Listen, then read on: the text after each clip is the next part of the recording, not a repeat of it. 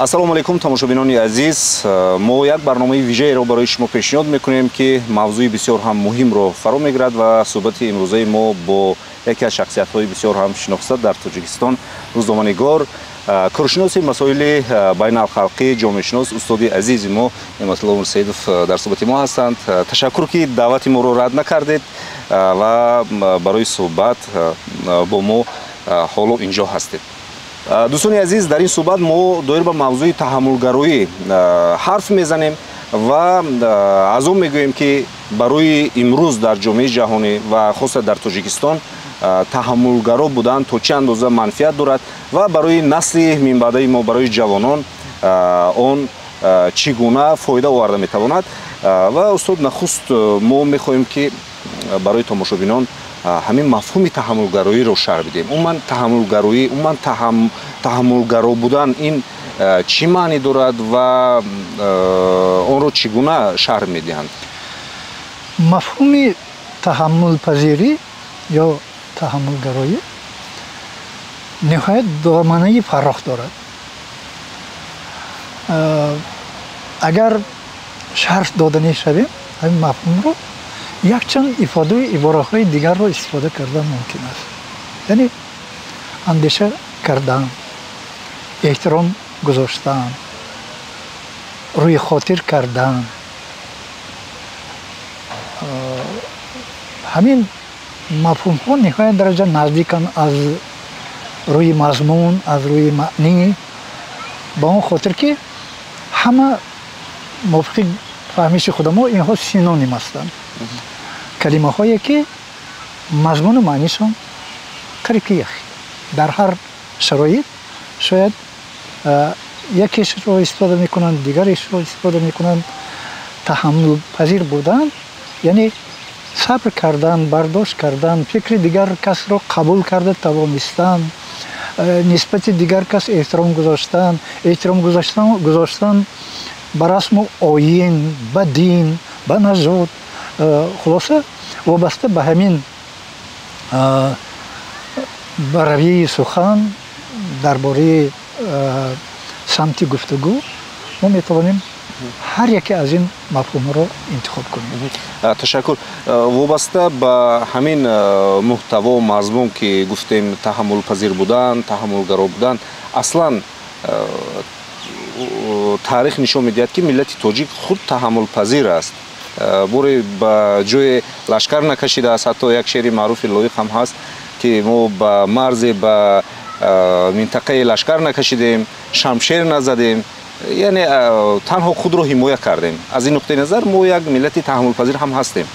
ҳар як миллате ки дар Тоҷикистон зиндагӣ мекунад, худашро ҳамеша озод эҳсос мекунад, зеро мардуми тоҷик мардуми таҳаммулпазир ҳастанд. акнун агар гӯем ки имрӯз бештар моро вазъи байналхалқӣ, вазъи байналмиллӣ ба ташвиш овардааст ва ҷавонон сатҳи тафаккури онҳо, сатҳи дониши онҳо ба кишвари мо ки роҳи сохтмони давлати мутараққии ҳуқуқбунёди демократиро пеш гирифт ва дарҳои худаш боз аст, мо медонем ки аз ҳар гӯшаи канор, аз ҳар минтақаҳои ҷаҳон таълимотҳое ба кишвар ворид шуданд ки онҳо бегона ҳастанд ва ҷавонони мо зери хатар мондаанд. Зери хатар ба он сабаб мондаанд ки ҳамон таълимот албатта таъсирҳои манфии худашро дорад. Яъне дар ҷаҳони муосир хатарҳое имрӯз пайдо шудаанд ки хатарҳои ба мисли терроризм, экстремизм, ифротгарӣ, созмонҳои нерӯҳои мухталиф ҳамин таълимотро пеша кардаанд. ҳамин роҳро барои ноил шудан ба ҳадафи худашон пеша кардаанд ва зери парчами ислом сухан меронанд ва баъзан ҷавонони мо ки дорои имконияти таҳлил кардан, чуқур андеша кардан, бо назар дошти он ки сатҳи маърифаташон чандон баланд нест, маърифати динӣ, маърифати ҳуқуқӣ, гумроҳ мешаванд, зери таъсири ҳамонҳо мемонанд. агар дар хотир дошта боше, манам як тахмин 10 сол пеш вақте ки ҷанг дар Сурия сар шуд, дар интернет ки ба яке аз воситаҳои пурзури муошират ва иттилоот табдил ёфтааст, зери таъсири ҳар гуна нерӯҳо монда, ба даъватҳое ки ҷиҳод ном мегирифтанду ин вазифаи ҳар як мусулмон гуфта чунин маънидод мекарданд, қисми зиёди ҷавонон монданд дар ҷангҳои бурунмарзӣ иштирок карданд ва чӣ кулфате, чӣ фоҷиае ба сари оилаҳои онҳо наомад. то ҳол дар худи ҳамон сури ироқ дар бошгоҳҳои барои гурезаҳо бунёд шуда, садҳо нафар ҳатто сокинони тоҷикистон ҳастанд, шаҳрвандони тоҷикистон ҳастанд ки гирифтори азобу уқубат ҳастанд, машаққат ҳастанд. ба ватан баргаштан мехоҳанд, вале нерӯҳое ҳастанд ки намемонанд, ё ки ба ватан барои баргаштан худашон меҳаросанд ки агар равем моро мебахшида бошанд ё не, боварӣ надоранд, эътимод надоранд. ҳарчанд мисолҳои равшан аст ки сарвари муаззами мо, яъне ташаббус зоҳир карда ҳамон гурезаҳое баргардондан сар карданд. чангро гурезаҳои мо гирифта омадем. ҳамаи онҳо имрӯз дар хонаҳои худашонанд. фарзандонашон агар бепарастор мондагӣ бошанд, агар дар ҳимояи давлат ҳастанд. устод, яъне аз ин суҳбат метавон хулоса кард ки таҳаммулпазир будан маънии онро надорад ки мо ҳама фарҳангу ҳама одатро ба худ қабул кунем, ҳамаро ба худ иҷозат бидиҳем. яъне мо бояд дар доираи қонун, дар доираи одоб ва дар доираи одатҳои миллӣ бояд таҳаммулпазир бошем. вақте ки ман дар бораи баъзе ҷиҳатҳои мазмуни таҳаммулпазирӣ сухан кардам, ман қобилияти андеша ронданро, қобилияти таҳлил карданро ном гирифтам, зеро ҳамин қобилиятро инсоне дошта метавонад ки вай сатҳи маърифаташ баланд бошад, сатҳи дониши ҳуқуқию дунявишу динишу ҳамаш баланд бошад ва инсоне таҳаммул карда метавонад ки вай маърифатнок бошад. аз ҳар ҷиҳат вай бояд бо донишу савод мусаллаҳ бояд бошад. таҳаммул кардан нисбати ҳамин ҳолатҳо ин маънои онро дорад ки мегӯянд ки таҳаммул ба дин, яъне агар нафароне ки ҷангиёне ки имрӯз бинед, қисми зиёдашон ҳатто динҳоро муқобил мегузоранд ва қабул надоранд, дини насроние қабул надоранд, баъзеҳо бутпарастӣ қабул надоранд. барои ҳамон мо мегӯем ки не, мо бояд таҳаммул кунем ба ҳар гуна дин, зери парчами дини муаззами исломи худамо ба ҳар гуна рафтори ношоиста набояд даст занем. яъне инсонгаро бошем. таҳаммул мо кардан мо дар кор ба умуман чӣ гӯем, ба худи инсон кӣ набошад, новобаста ба динаш, новобаста ба миллаташ, новобаста ба назодаш, новобаста ба расму оинаш. аз ҳамин нуқтаи назар агар гирем, яъне мо ҳамеша бояд ҳушёр бошем, маърифатнок бояд бошем, зери тарғиби таълимотҳои бегона намонем. мо тамоми халқҳоро, тамоми миллатҳоро эҳтиром гузорем, тамоми динҳоро эҳтиром гузорем ва чуноне ки фарҳанги баланди тоҷикон асрҳои аср исбот месохт ки тоҷикон мардуми маърифатпараст таҳаммулпазиранд, ҳамина мо бояд исбот кунем. таълими таҳаммулгароӣ барои ҷавонон, хуса барои нафароне ки дар оила нав ташаккул меёбанд ва барои зиндагии оянда қадамҳои мустаҳками хешро мегузоранд, чӣ манфиатҳо дорад? мо чӣ гуна фарзандонамонро, чӣ гуна ҷавононро тарбия намоем то ин ки онҳо таҳаммулпазир бошанд?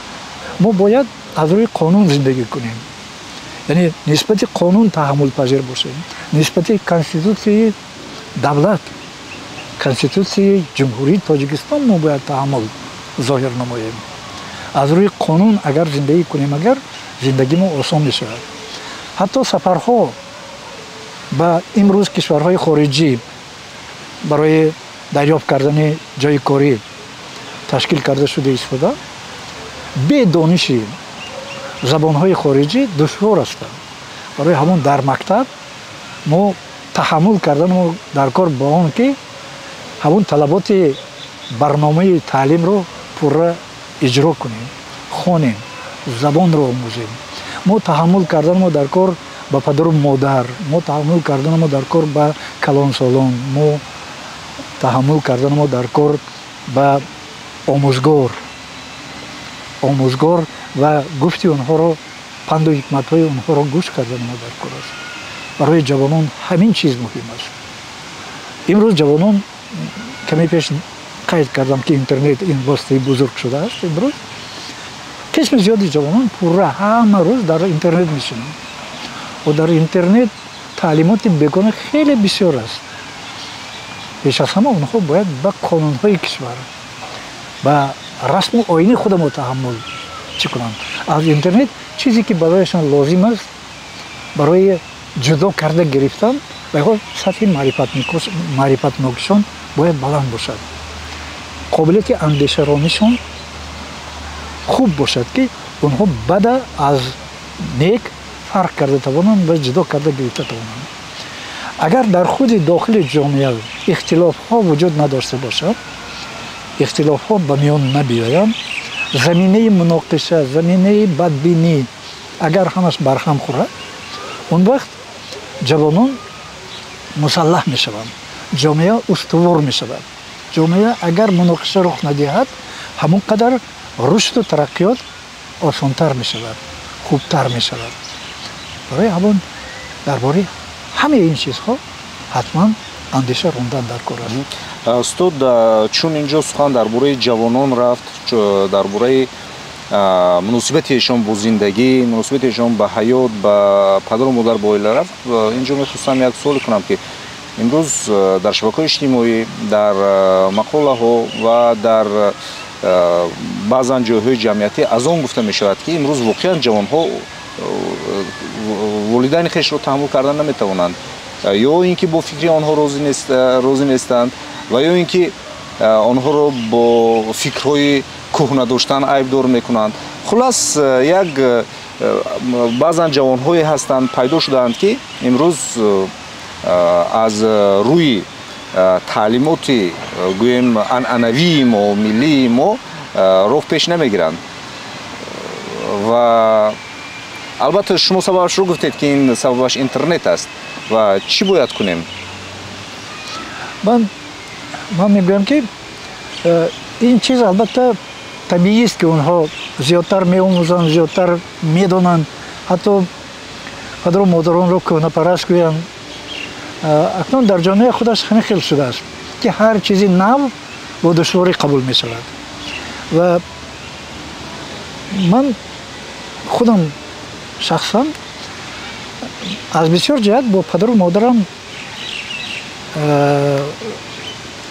фикромо бисёр вақт мухолиф мебаромад, лекин ҳаракат мекардам ки ба падару модарам дар вазъияти хеле ором, бо таҳаммул ман фаҳмонда медодам ки ман чӣ мехоҳам. он чизе ки ман мехоҳам ба нафъи оилаи худамон аст. агар ҷавоне ки дар ҳақиқат маърифат дошта бошад, вай ба падару модараш ҳамин чизро фаҳмонда дода метавонад, лекин هیچ وقت از فرهنگ ملی خودمون دست کشیدن در کار نی و پدر رو تو نمیدونی گفتن این تماما نادرست است. پند و حکمت ها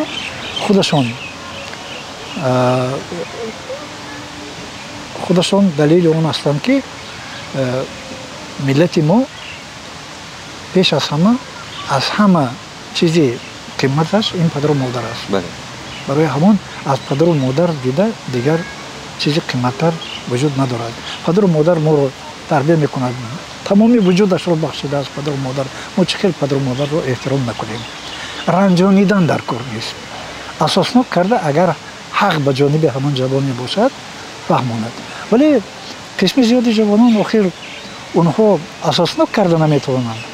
اونها با تعلیمات بیگانه داده شده ایستاده، همون تعلیمات بیگانه رو قبول کرده و پدر و مادر خودشون فهماندنی میشن که اونها نادرست. اگر چیزی فایده بخش باشد، اگر برای چی نیست اساسناک کردن در کار، فهمانده دادن در کار. اکنون راه حل مسئله ما با آداب و رفتار از همین دوره خردی باید اعتبار دیدیم. وقتی که فرزند خودمون ما لجامش سر دادیم، ارکه کردیم و بلای جانمون میشود.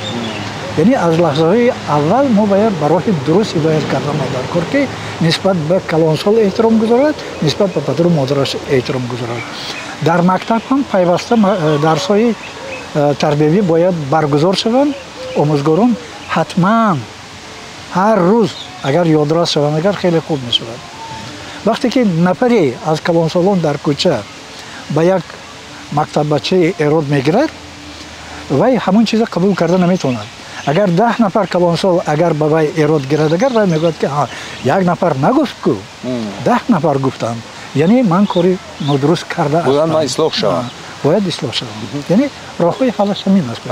استاد اینجا شما چند راههای پیشگیری یا اینکه راهی جوانان رو ترغیب کردن به تحملگرایی رو گفتید و اینجا سوال آخرین این است که فرض کردیم من کدام نشانه های رو باید در خود شناسم و گویم که من تحمل پذیر نیستم و باید من اصلاح شوم. یعنی در کدام حالت من خودم رو شناسم و گویم که باید تحمل پذیر بود. یعنی کدام نشانه ها هست، کدام گویم اساس ها هست تا اینکه ما خودمون رو زود شناسیم و زود اصلاح کنیم. زندگی از تجربه عبارت است. 30 سال اگر کلان شویم، حتما ما تجربه زیاد پیدا میکنیم. در زندگی کسی نیست که پیشپا نخورده باشه. وقتی که پیشپا میخورید، حتما کوشش میکنید که همون کاری کرده شما دیگر تکرار نشود. البته جوان پیشپا میخورد، نشده است که جوانی پیشپا نخورده باشد و این تعلیمی حیاتی است. ولی از فاجعه ما جوانان باید احتیاط کنیم که اونها دچار فاجعه نشوند. یعنی یکی گفتم که از اولی صحبت گفتم که یکی از موضوعهای اساسی امروز این مقاومت با خطرهای جهانی است، مقاومت با تروریسم، اکستریمیسم است. یعنی در کشور ما استراتژی مقاومت با تروریسم و اکستریمیسم سال 16 قبول شده بود، سال 22 باز تکمیل یافت و امروز ما حرکت باید کنیم که اون نقشه ها، اون چاره‌بینی هایی که استراتژی معین کرده است، همونها نباید از معرکه سازی عبارت باشند. یعنی اونها باید پیوسته عملی گردند. هر روز ما نباید فراموش کنیم. از همین نقطه نظر این تحملی باید است. تحمل نسبت قانون است، تحمل نسبت جامعه است، تحمل نسبت امنیت است. دوستان عزیز، ما در اینجا برنامه رو به انجام میرسونیم. برایتان تنصیحاتی و خانوادگی تمام میکنیم و در آخر باید خاطررسان کنیم که همصحبت ما روزنامه‌نگار شناخته، کارشناس مسائل بین المللی، جامعه شناس استاد نعمت الله میرسیدوف بودند. برایتان سپاس. دوستان عزیز، برنامه ما رو پیگیری کنید، از موج ما دور نروید. ما برایتان برنامه‌های جالب را تهیه میکنیم.